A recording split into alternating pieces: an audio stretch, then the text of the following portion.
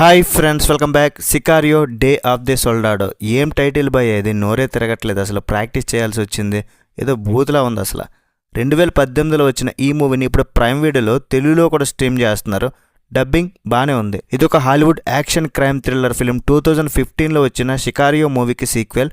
నేనైతే ఆ ఫస్ట్ మూవీని అయితే చూడలేదు. ఫస్ట్ మూవీ చూడకపోయినా పర్లేదు, ఎందుకంటే ఇది ఒక సపరేట్ స్టోరీలాని అనిపించింది. అండ్ హీరోస్ మాత్రం సేమ్ మారలేదు, సేమ్ కాస్ట్. ఎలా ఉందో చెప్తాను కానీ ముందుగా సబ్స్క్రైబ్ అయితే కొట్టండి భయ్య. సబ్స్క్రైబర్ కౌంట్ పెరిగితే మాకు కూడా కొంచెం ఎనర్జీ వస్తుంది. నాన్ స్టాప్ కొడుతూనే ఉన్న ఎనర్జీ కూడా డౌన్ అయిపోతుంది కదా.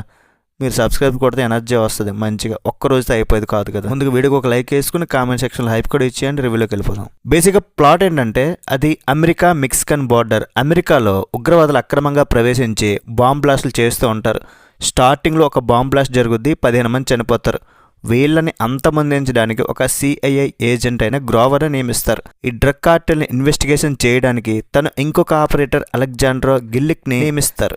ఇంతలో ఒక అమ్మాయి కిడ్నాప్కి గురవుద్ది. తర్వాత ఏం జరుగుతుంది అనేది చూస్తారు. మరి ఓవరాల్ మూవీ నాకైతే జస్ట్ పర్లేదు అనిపించింది భయ్, అంతే. కేక తురుము ఎక్స్ట్రాడినరీ అనేలా లేదు. ఈ మూవీ గురించి చెక్ చేసినప్పుడు IMDbలో 7 రేటింగ్ దాటే ఉంది. బట్ నేను ఎప్పుడు రేటింగ్స్ అలాంటివి పెద్దగా నమ్మను, మీకు కూడా తెలుసు. ఎక్కువ కూడా చూడను కూడా.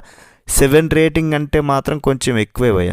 నాకైతే స్టార్ట్ అవ్వడం చాలా బాగా స్టార్ట్ చేశారు. మూవీని చాలా హింసాత్మకంగా, ఆ బాంబ్ బ్లాస్ట్ జరగడం వెంటనే వచ్చే సీన్స్ అన్నీ ఓకే బాగున్నాయి. కాన్సెప్ట్ కూడా బాగుంది. Cinematography, music, helicopter, machine gun పేలుళ్ళు, సైనికులు ఇట్లా అన్నీ భలే చూపించారు. కానీ స్టోరీ 20 మినిట్స్ తర్వాత మరో 50 మినిట్స్ వరకు ఏం లేదు. ఓకే టైప్లో ఉంది. అక్కడ ఒక యాక్షన్ బ్లాక్ కొంచెం గన్స్తో పెట్టారు. మళ్ళీ క్లైమాక్స్లో యాక్షన్ పర్లేదు, అంతే. సింపుల్గా అయిపోయింది అంతే మూవీ. 2 hours ఉంది కానీ ఓకే అనిపించింది నాకు. యాక్షన్ పార్ట్ ఏదైతే ఉందో అదంతా మనకు ట్రైలర్లోనే చెప్పేశారు. బట్ నేను ఇంకా ఎక్కువ అనమాట ఎక్స్పెక్ట్ చేసా. అంత హెవీగా లేదు. ఇట్స్ ఓకే టైప్ అనిపించింది. చాలా మంచి స్టార్ కాస్ట్ ఉన్నారు భయ్య. Academy award winner బెనిసియో del టోరో 2001లోనే traffic అనే మూవీకి సపోర్టింగ్ రోల్లో ఆస్కర్ గెలిచారు. జోస్ బ్రోలిన్ చాలా సీనియర్ యాక్టర్. ఈయన ఫేస్ చూస్తే మీకు తెలిసిపోద్ది ఎవరనేది. వీళ్ళిద్దరు పర్ఫార్మెన్సెస్తో పాటు ఆ అమ్మాయి ఇసాబెల్లా మెర్సెడ్, వీళ్ళందరూ సపోర్టింగ్ రేట్స్ చాలా బాగున్నాయి. క్వాలిటీ పరంగా మూవీని ఎంచడానికి అయితే ఏం లేదు, సూపర్ ఉంది.